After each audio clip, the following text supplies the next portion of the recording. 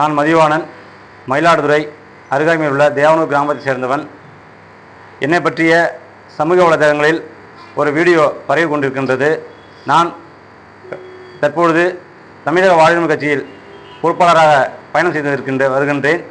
நான் இதற்கு முன்னாடி பாட்டாளி கட்சியில் ஒன்றிய செயலராக இருந்தேன். அப்பொழுது 15/9/2024 அன்று மதுரையில் நிகழ்ச்சி ஒன்றிற்காக வருகை தந்திருந்த மருத்துவர் அன்புமணி ராமதாஸ் அவர்களை சந்திப்பதற்காக அவர் தங்கியிருந்த விடுதிக்கு சென்றேன்.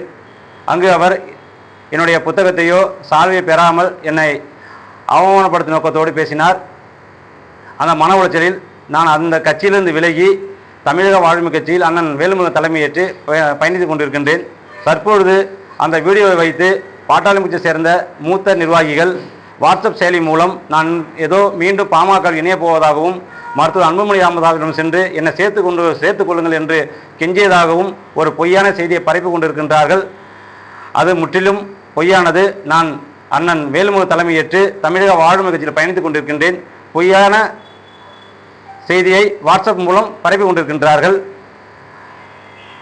எனக்கு நடந்த அந்த அவமானம் என்பது